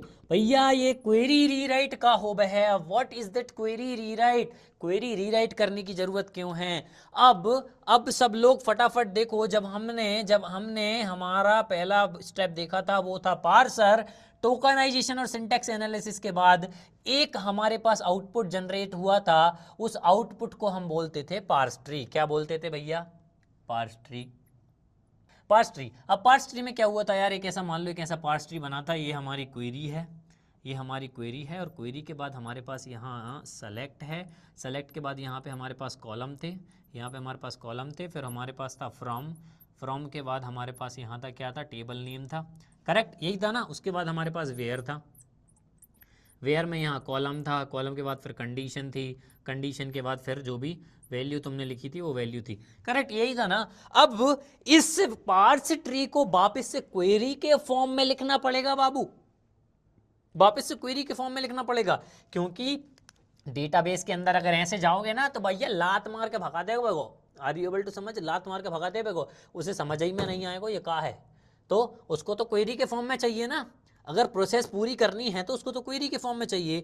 मतलब क्या होगा समझो, अब पूरा मतलब साइकोलॉजी समझना, कि पहले तुम्हारी जो क्वेरी तुमने लिखी है उसके लिए उतना भी मतलब वो क्वेरी तो भैया तुम्हारे लिए सही नहीं थी, मतलब वो डीबीएमएस कहता नहीं मैं तो खुद की लिखूंगा, उसको तोड़ता है टोकन्स के फॉर्म में, फिर सिंटेक्स चेक करता है, सिंटेक्स चेक के टाइम पे पार्स ट्री बनाता है, फिर उसके बाद वैलिडेटर से वो पार्स ट्री को पूरा वैलिडेट करवाता है, वैलिडेट करवाने के बाद ऑप्टिमाइजर में कहता है भैया अब तुम इस क्वेरी को वापस से लिख दो, अब तुम इस क्वेरी को वापस से लिख दो। मतलब क्या, मतलब अगर एक एग्जांपल बताऊं तुम्हें, तो लड़की गई, लड़की या महिलाएं गई तो ब्यूटी पार्लर के अंदर, और ब्यूटी पार्लर के अंदर बहुत अच्छे से मेकअप करके वापस आई, अब लड़की ने उसको देखा, ठीक है, अब मान लो लड़का देखने आया लड़की को, लड़का क्या कहता है, भैया पहले तो तुम चेहरा दिलवा दो, पहले तो मैं असली चेहरा देखूंगा, ओ वाह उसके बाद भी खूबसूरत है, फिर बोलता ब्यूटी पार्लर वाले भैया से, भैया एक काम करो आप कर दो वापस से मेकअप। एग्जाम्पल यार, it just an example, okay, don't take it serious. तो समझ में आया ना, मतलब ये वैसे ही काम है कि पहले क्वेरी को तोड़ेंगे मरोड़ेंगे, उसके साथ पूरा उसका जो तोड़ फोड़ है उसको पूरा चेक कर लेंगे, पूरा वैलिडेट कर देंगे, सब चीज़ सही है कि नहीं वो चेक करेंगे, उसके बाद क्या बोलेगा ऑप्टिमाइजर, मैं अब क्वेरी को रीराइट करूंगा, क्वेरी को रीराइट करूंगा, मतलब query will be written in the optimized form, query will be, मजाक मजाक बोल के स्कीम बता दो। Boys are also go to salon, yes, वैसे 30 रुपए की कटिंग में क्या हैंडसम लगते हैं बिल्कुल लड़के यार, एकदम मजेदार। Okay, again I am not discriminating, कि optimize query rewrite, query rewrite, okay. तो क्वेरी रीराइट में क्या होगा कि जो क्वेरी हमने लिखी है, जो क्वेरी हमने लिखी है उसमें जो भी अनवांटेड चीजें होंगी, जो भी अनवांटेड चीजें होंगी उन सबको रिमूव कर देंगे, उन सबको वो क्या करता है, रिमूव कर देता है, are you able to understand, वो भी कर देता है, उन सबको रिमूव कर देता है, मतलब जो भी अनवांटेड चीजें यार वो हमें चाहिए ही नहीं, मुझे नहीं चाहिए, डीबीएमएस कहता है मुझे चाहिए नहीं, मैं क्या करूंगा उन चीज़ का, बेसिकली क्वेरी का लेंथ बढ़ा रहा है, प्रोसेसिंग में दिक्कत दे रहा है, that's why query rewrite use to happen, query rewrite use to happen, मतलब क्या होता है यहाँ पे, क्वेरी को वापस से लिखा जाता है, parse tree will be converted into the again into the queries, again into the queries, ठीक है। अब ये जरूरी क्यों है, अब ये जरूरी क्यों है क्वेरी रीराइट, सब क्वेरी एक कॉन्सेप्ट है एसक्यूएल में, आई एम जस्ट ओनली टेलिंग सब क्वेरी, मतलब जहाँ पे क्वेरी के अंदर एक क्वेरी लिखी जाती है, तो सब क्वेरी में क्या होता है कि उस सब क्वेरी को वो ज्वाइंस के फॉर्म में रीराइट कर देता है, ताकि वो इजीली उसको एग्जीक्यूट कर पाए, इजीली उसके लिए एग्जीक्यूशन प्लान बना पाए, इसलिए सब क्वेरी को क्या कर देना, सब क्वेरी को कर देना ज्वाइन में कन्वर्ट, सब क्वेरी को ज्वाइन में कन्वर्ट कर देना। अब मैं ग्रुप बाय कहीं यूज़ कर रहा हूँ तो ग्रुप बाय में मेरे को ये चेक करना कि जो मैं एग्रीगेट फंक्शन यूज़ कर रहा हूँ वो ग्रुप बाय की रूल्स को फॉलो कर रहे हैं कि नहीं कर रहे हैं, नहीं कर रहे हैं तो उसको हटा देना। तो मतलब बहुत सारी चीज़ें हैं जो क्वेरी रीराइट में होंगी। अब ये चीज़ हम कब देखेंगे, जब हम क्वेरीज लिख रहे होंगे, फिर मैं तुम्हें समझाऊंगा कि इस क्वेरी को जो हमने लिखा है और उस क्वेरी को डीबीएमएस कैसे लिखता है, डीबीएमएस कैसे लिखता है। यार जब तक तुम क्वेरी सॉल्व नहीं करोगे डीबीएमएस की क्वेरी तुम नहीं लिख पाओगे, are you able to understand, क्योंकि वो डीबीएमएस लिख पाएगा। ठीक है, मैं बताऊंगा वो क्वेरी भी कैसे लिखी जाती है। Query rewrite, I will tell you how user writes query and how users query converted into a DBMS query, ठीक है। तो तुम फिर डीबीएमएस वाली क्वेरी लिख पाओगे डायरेक्ट, जिसको डीबीएमएस कन्वर्ट ही ना करे। So query rewrite happens after query rewrite. Query rewrite समझ में आया क्या होता है, पार्स ट्री को अगेन क्वेरी के फॉर्म में कन्वर्ट करना। Okay, can we see that rewrite and DBMS, no guys you can not see it, ये बैक एंड प्रोसेस है यार, ये बैक एंड प्रोसेस है, और वो देखोगे भी तो तुम्हें समझ में नहीं आएगी, समझ रहे हो। तो तुम जो सिंपल इंग्लिश में लिखते हो डीबीएमएस को सिंपल इंग्लिश थोड़ी समझ में आती है, वो सॉफ्टवेयर है बाबू, समझ गए। अब जब जावा का कोड कंपाइल होता है और जो बाइट कोड जनरेट होती है, कोई हमें बाइट कोड पढ़ के बतावे कि क्या लिखा है उस प्रोग्राम में, पढ़ पाओगे क्या, ना पढ़ पाओगे, समझो इधर। तो ऐसे ये सॉफ्टवेयर्स की अपनी अंदर की खुद की लैंग्वेज होती है, ठीक है। अब क्वेरी रीराइट के बाद होता है, क्वेरी रीराइट के बाद होता है, क्या होता है, क्या होता है, किसी को पता है क्वेरी रीराइट के बाद क्या होगा, एनीबडी लॉजिक से कुछ समझ में आ रहा हो कि क्वेरी राइट के बाद क्या होगा? Come on come on. यहाँ पे होता है तुम्हारा execution plan generation, execution plan generation, और क्या होता है, एक्सिस, इसको मैं बोल सकता हूँ access path selection, access path selection और एग्जीक्यूशन पाथ सिलेक्शन, दो चीज बोली जाती हैं, एक्सिस पाथ सिलेक्शन और control goes to table, okay, access path selection. अब एक्सिस पाथ सिलेक्शन बेसिकली करता क्या है? एक्सिस पाथ सिलेक्शन बेसिकली करता क्या है? ये हर्ष गुजराल वाला एक्शन, ओके। तो एक्सिस पाथ सिलेक्शन बेसिकली करता क्या है? एक्सिस पाथ सिलेक्शन के पास बहुत सारी मेथड होती हैं उस क्वेरी को एग्जीक्यूट करने के लिए, उस क्वेरी को एग्जीक्यूट करने के लिए वो उन मेथड में से एक ऐसी मेथड को सेलेक्ट करता है जहां पे वो कह सके कि it query takes a less amount of time, query takes less amount of time.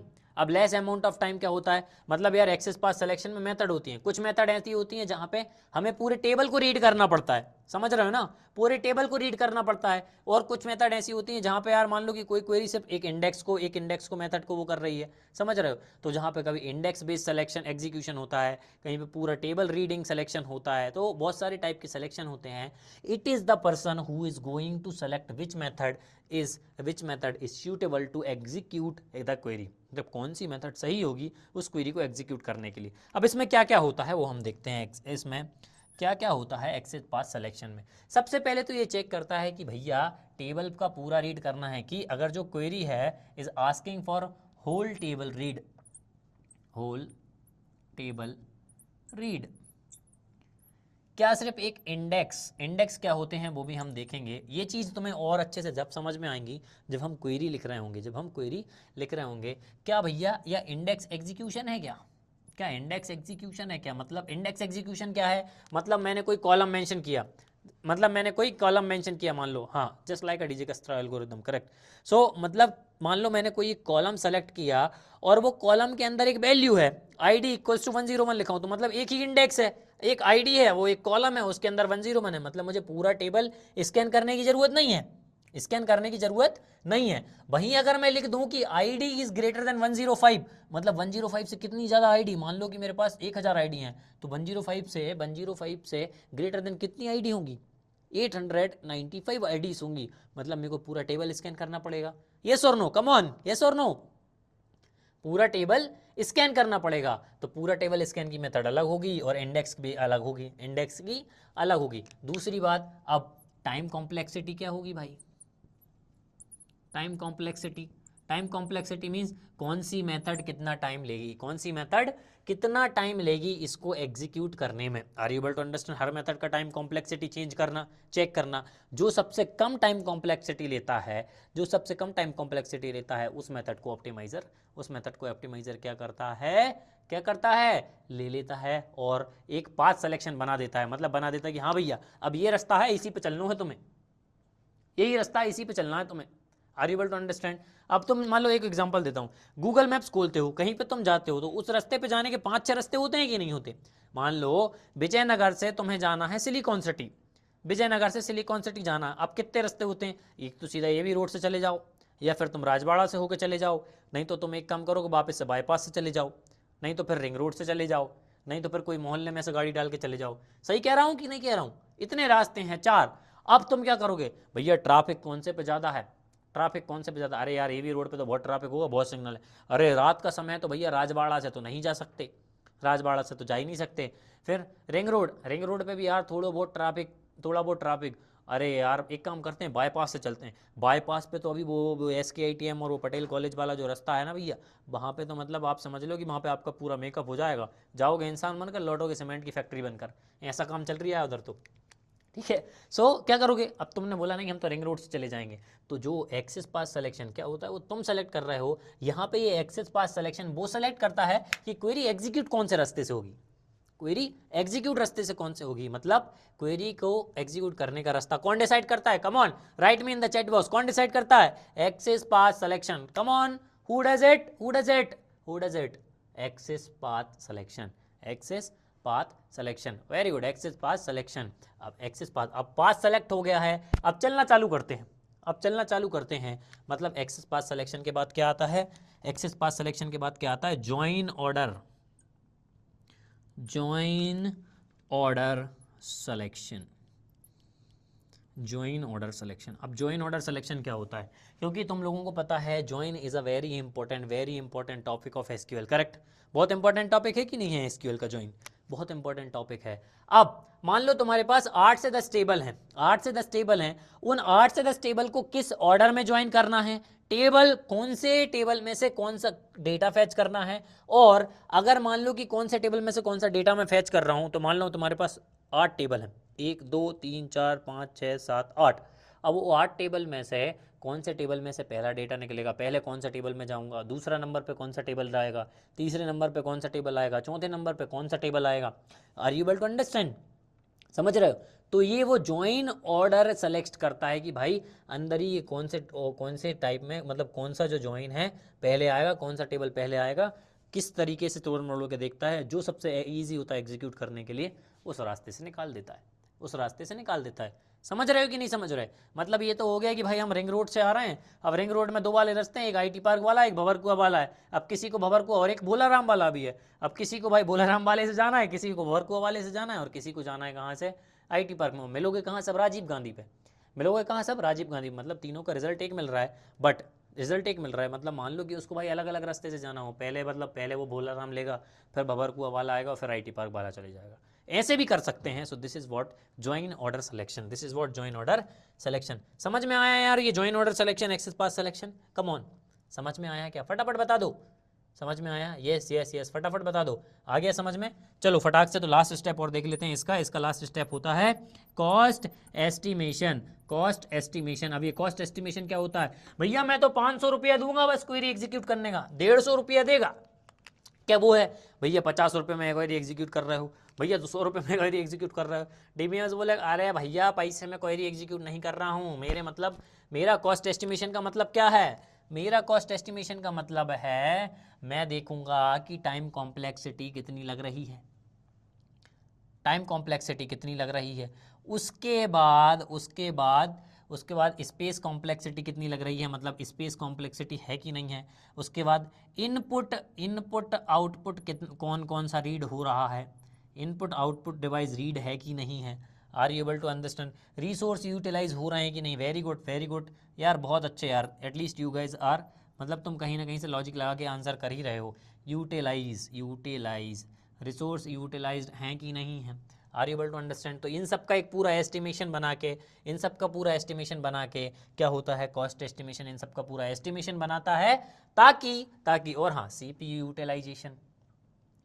Utilisation भी आता है कि भाई सीपीयू यूटिलाइजेशन कितना हो रहा है, इन सब का पूरा कॉस्ट एस्टिमेशन बनाता है। कौन बनाता है, कम ऑन, कॉस्ट एस्टिमेशन वाला पार्ट इनसाइड ऑप्टिमाइजर, समझ गए। तो ऑप्टिमाइजर क्या क्या काम करता है, पहले तो क्वेरी को वापस लिखता है, फिर क्वेरी को वापस लिखने के बाद उसको रास्ता बताता है कि तुम्हें इस रास्ते से एग्जीक्यूट होना है, फिर उसके बाद बताता है कि अगर तुम भाई 3-4 रास्ते और मिल गए बीच में, तो उन 3-4 रास्ते में से पहले कहाँ जाना है, फिर वापस कहाँ आना है, फिर किधर जाना है, कौन से गाँव कहाँ जाना है, वो भी बताता है। उसके बाद फिर बताता है कि भैया इस रास्ते से तुम उस रास्ते तक गए, मतलब इस रास्ते उस रास्ते का जाने का पूरा खर्चा पानी कितना होगा, समझ रहे। मतलब ऑप्टिमाइजर सारा काम कर दे रहा है, ऑप्टिमाइजर सारा का सारा काम कर दे रहा है। Are you able to understand sir, does it make for each plan, does it make for each plan. हाँ, उसके बाद ही तो सेलेक्ट होता है कि भैया सबसे पैसे कम कहाँ लग रहा है, सबसे ज़्यादा पैसा कम कहाँ लग रहा है, ये एक्सेस पाथ सिलेक्शन। उसके बाद कॉस्ट एस्टिमेशन यही तो बताएगा। पाथ बना लिया, पाथ के बाद फिर अब मैं तुम्हें एक बहुत छोटा सा एग्जाम्पल देता हूँ, चलो बहुत छोटा सा एग्जाम्पल देता हूँ। अब मान लो क्या होता है, हमने एक क्वेरी रीराइट कर ली, अब हमें जाना है सिलिकॉन सिटी, हमें जाना है सिलिकॉन सिटी। पर मान लो कि तुम्हें काम है पहले भंवरकुआ पे, फिर तुम्हें काम है नवलखा चौराहे पे, नवलखा चौराहे के बाद तुम्हें काम है कहाँ पे, कलेक्ट्रेट पे, ठीक है। और उसके बाद तुम्हें सिलिकॉन जाना है, उसके बाद तुम्हें सिलिकॉन जाना है। अब तुम्हारे पास क्या होगा, भैया सिलिकॉन तो जाना है, चालू करना है कहाँ, विजयनगर से, चालू करना है विजयनगर से। अब उसने एक्सेस पाथ बना दिया कि भाई यही 4 पाथ हैं, एक राजवाड़ा से होते हुए चले जाओ, एबी रोड से होते हुए चले जाओ, रिंग रोड और बाईपास, करेक्ट, यहाँ तक समझ में आया। उसके बाद क्या होता है, join order selection. Join order मतलब अब 3 जगह सेलेक्ट हैं भैया, एक भंवरकुआ पे काम है, एक नवलखा चौराहे पे काम है, और एक है फिर कलेक्ट्रेट पे काम। तो पहले कलेक्ट्रेट से नवलखा जाऊँ या फिर भंवरकुआ जाऊँ, या पहले भंवरकुआ चले जाऊँ, भंवरकुआ से कलेक्ट्रेट चले जाऊँ, फिर नवलखा आऊँ, फिर सिलिकॉन चले जाऊँ, समझ रहे हो, ये एक दो पाथ हो गए, या पहले नवलखा जाऊँ, नवलखा से भवरकुआ, फिर कलेक्ट्रेट, फिर सिलिकॉन चले जाऊँ। तीसरा पाथ, तीसरा क्या हो गया भैया, मैं चले जाता हूँ कलेक्ट्रेट, कलेक्ट्रेट से भवरकुआ, फिर नवलखा, फिर सिलिकॉन। समझ रहे हो, तो ये इतने पाथ हो गए। अब कॉस्ट एस्टिमेशन, अगर यार मैं कलेक्ट्रेट से इधर इधर ऐसे ये वाला पाथ चुना तो कितना पैसा लगेगा, वो वाला पाथ चुना तो कितना पैसा लगेगा, वो वाला पाथ चुना तो कितना पैसा लगेगा। समझ में आ रहा है हो कि नहीं। फिर इन चारों चीज़ों को देखते हुए ऑप्टिमाइजर क्या करता है, फिर बनाता है बेस्ट एग्जीक्यूशन प्लान। भैया ये सबसे सस्ता है, इसमें ही चल दो, और ये सबसे कम काम समय ले रहा है, इसमें ही चल दो। ठीक है, अब क्वेरी अब एक चीज़ और डिपेंड होती है तुम्हारी क्वेरी पे। अब तुम जो रिक्वेस्ट कर रहे हो वो डिपेंड, अब तुम्हें ये डिपेंड करती है कि वो मतलब स्टोरेज पे डिपेंडेंट रिक्वेस्ट है या टाइम पे डिपेंडेंट रिक्वेस्ट है। अब मान लो कि तुम्हें उसका रिजल्ट बहुत जल्दी चाहिए, तो भैया वो टाइम को प्रायोरिटी देगा। मान लो कि नहीं भाई, तुम्हें टाइम की कोई दिक्कत नहीं है भैया, स्टोरेज की दिक्कत, तो वो स्टोरेज को प्रायोरिटी देगा। समझ रहे हो, are you able to understand, come on say yes और नो, जल्दी फटाफट बताओ यार, येस और नो। समझ में आ रहा ना, हाँ, तो ये इसको प्रायोरिटी देगा, इसको बोलते हैं ऑप्टिमाइजर। ऑप्टिमाइजर ये काम करेगा, are you able to understand. तो ये होता है यार ऑप्टिमाइजर। फटाफट ये ऑप्टिमाइजर लिख लो, इसके बाद एग्जीक्यूशन देख के और खत्म करते हैं सेशन। ऑप्टिमाइजर। अब आता है भाई मेरा एग्जीक्यूटर। एग्जीक्यूटर ये है भाई मेरा लास्ट स्टेप, एग्जीक्यूटर। अब एग्जीक्यूटर का फटाफट हम पहला प्लान देख लेते हैं कि एग्जीक्यूटर फटाफट करता क्या है भैया। पहला एग्जीक्यूटर करता है, सबसे पहले एग्जीक्यूटर ने काम क्या करना है, क्योंकि एग्जीक्यूटर का मतलब क्या होता है यार, इस क्वेरी को पूरे को जो मतलब अब सब कुछ तो बन गया, अब सब कुछ तो बन गया, बस अब उसको एग्जीक्यूट करना है। तो पहला जो पार्ट होता है ऑपरेशन एग्जीक्यूशन, पहला जो पार्ट होता है ऑपरेशन एग्जीक्यूशन। ऑपरेशन एग्जीक्यूशन, अब इस ऑपरेशन एग्जीक्यूशन के अंदर क्या आता है, ऑपरेशन एग्जीक्यूशन के अंदर आता है टेबल फैचिंग। टेबल फैचिंग, ठीक है। टेबल फैचिंग के बाद भाई index selection, index selection, okay. उसके बाद इधर पे आता है भाई रो फैचिंग, रो फैचिंग, रो फैचिंग। तो ये टेबल फैचिंग, इंडेक्स सिलेक्शन और रो फैचिंग हो गया। और इसमें तुम्हारा कंडीशन और कंडीशन वैलिडेशन। ये कंडीशन वैलिडेशन यार, ये मुझे भी थोड़ा सा कंफ्यूज करता है बेसिकली। क्यों? क्योंकि कंडीशन वैलिडेशन वैलिडेटर में ऑलरेडी काम हो चुका है, तो इसका यहाँ पे कोई काम नहीं है। इसको बेसिकली लिखा गया है बट इसका यहाँ पे कोई काम नहीं है। ओके, इसका यहाँ पे कोई काम नहीं, बट मैं तुम्हें बता दूँ because this is what it is in the diagram. I don't want me, मतलब तुम्हें इस चीज़ से मैं दूर नहीं रखना चाहता यार, जो है उसको है, पर उसका कोई काम नहीं है। Even I have explored it a lot, इसका कोई काम नहीं है। अब टेबल फैचिंग क्या होता है, मान लो यार कि यहाँ ऑप्टिमाइजर ने भाई पूरा प्लान बना के दे दिया, पूरा प्लान बना के दे दिया। अब इसको एग्जीक्यूट तो करना पड़ेगा कि नहीं प्लान को। अब एग्जीक्यूशन करने के लिए भैया उस जो डेटाबेस में टेबल है वो सब देख लिया तुमने, प्रिविलेज चेक में सब मिल गया तुमको कि भाई सारे प्रिविलेजेस हैं तुम्हें। अब उस डेटाबेस में से मान लो ये हमारा डेटाबेस है, ये हमारा डेटाबेस है, यहाँ पे टेबल है स्टूडेंट, मतलब यहाँ पे जाके इस टेबल को उठा के लाना, इस टेबल को उठा के लाना। Are you able to understand, table fetching. पहले तो टेबल फैच करना पड़ेगा ना, बिना टेबल फैच किए क्या तुम उससे कुछ आउटपुट ले पाओगे, नहीं ले पाओगे ना, तो उसे पहले टेबल फैचिंग करना पड़ेगा। अब इंडेक्स सिलेक्शन, और इसको मैं बोलता हूँ कॉलम सिलेक्शन भी बोल लेते हैं अपन, इधर बोल देते हैं कि कॉलम सिलेक्शन, ठीक है। तो क्या होता है भैया, उस टेबल के अंदर फिर जाके देखना पड़ता है कि सबसे पहले वो टेबल है कि नहीं, सबसे पहले वो टेबल है कि नहीं। उसके बाद होता है इंडेक्स सिलेक्शन, मतलब आईडी इक्वल्स टू 101 पूछा गया है, या इंडेक्स सिलेक्शन होगा या होल टेबल सिलेक्शन होगा, तो पहले इंडेक्स सिलेक्शन होता है। उसके बाद होता है उस इंडेक्स सिलेक्शन पे जब वो कंडीशन ट्रू हो जाती है तो उसको बोलते हैं रो फैचिंग। मतलब उसके बाद होती है रो फैचिंग, मतलब फटाफट उन रोज को निकाल लो जो मुझे चाहिए, मतलब जो कंडीशन को वैलिडेट कर रही है उन रोज को क्या कर लो, फटाफट फटाफट फटाफट निकाल लो। Are you able to understand, समझ में आ रहा है कि नहीं, फटाफट बता दो यार। हाँ, उन रोज को निकाल लो, उन रोज को निकाल लो। उसके बाद होता है कॉलम सेलेक्शन, भाई कौन सा कॉलम मुझे सेलेक्ट करना है, कौन सा कॉलम मुझे सेलेक्ट करना है। मान लो मैंने आईडी शो करनी है कि नेम शो करना है, मतलब रिजल्ट में तुम्हें कौन से कॉलम चाहिए, वो होता है column selection. Are you able to understand, मतलब ऑपरेशन एग्जीक्यूशन में ये सारी चीज़ें इसके अंदर होती हैं। फिर उसके बाद आ जाता है, उसके बाद क्या आ जाता है, एक्सप्रेशन और फंक्शन, एक्सप्रेशन और फंक्शन मतलब एक्सप्रेशन और जो तुम फंक्शन, एक्सप्रेशन क्या होता है तुम्हें पता है ना, जिसके दोनों साइड ऑपरेंड हो और बीच में कोई ऑपरेटर हो, बीच में कोई ऑपरेटर हो, फंक्शन, इनका एग्जीक्यूशन होता है। इनका एग्जीक्यूशन होता है। अब ये क्या होता है, first column should be fetched and then row selection. अमा first row selection will be done then only column should be fetched. ये कैसे होगा ये मैं तुम्हें समझाऊंगा ऑर्डर ऑफ एग्जीक्यूशन में, ऑर्डर ऑफ एग्जीक्यूशन। और ऑर्डर ऑफ एग्जीक्यूशन कब बताऊंगा, जब हम क्वेरी पढ़ रहे होंगे। Are you able to understand, ये तब बताऊंगा। ये बहुत सारे तुम्हारे पर्सपेक्टिव बने हुए हैं, बट ये सारे पर्सपेक्टिव चेंज होंगे जब हम पढ़ रहे होंगे रियल क्वेरीज। ओके, तो एक्सप्रेशन और फंक्शनल एक्सक्यूजन। अब मान लो क्वेरी में तुम भाई एग्रीगेट फंक्शन यूज करते हो, किस किस को पता है, मैक्स फंक्शन, मिन फंक्शन, ठीक है, उसके बाद एवरेज फंक्शन और सिंगल रो फंक्शन होते हैं। अब एक्सप्रेशन मान लो सैलरी, और मेरे को सैलरी के साथ क्या करना है कि मान लो तुम्हें बोनस मिल रहा है, सैलरी और बोनस को प्लस करना, तो वो रिजल्ट को प्लस करके उनका जो फाइनल आउटपुट है वो यहाँ पे बनता है, वो यहाँ पे बनता है। Are you able to understand, यहाँ पे बनता है। मतलब पूरे कॉलम में भैया मैक्सिमम सैलरी कौन सी वो निकाल दो, मैक्सिमम नंबर कौन सा वो निकाल दो, मिनिमम नंबर कौन सा वो निकाल दो। वो कहाँ पे होगा, एक्सप्रेशन और फंक्शनल एग्जीक्यूशन में, एक्सप्रेशन और फंक्शनल एग्जीक्यूशन में। समझ में आ रहा है कि नहीं सबको, एक्सप्रेशन और फंक्शनल एग्जीक्यूशन में ये होता है। मतलब एक्सप्रेशन कैसे, कब, इसको और इन डेप्थ तब देखेंगे जब हम क्वेरीज कर रहे होंगे। कब देखेंगे, जब हम क्वेरीज कर रहे होंगे। और एट लास्ट आपका आता है रिजल्ट, एट लास्ट आपका क्या आ जाता है, रिजल्ट सेट। एट लास्ट आपको क्या मिल जाता है, रिजल्ट सेट। और इस पॉइंट पे आपके भैया बैठे होते हैं कौन, डेटाबेस। कौन बैठे होते हैं, database. Are you able to understand, जल्दी बताओ, समझ में आया, are you able to understand, कौन बैठे होते हैं, डेटाबेस। मतलब यहां मिलेंगे result. Aditya Sharma, now you got to know how actually query got compiled, query का एग्जीक्यूशन कैसे होता है। This is how your entire query gets executed.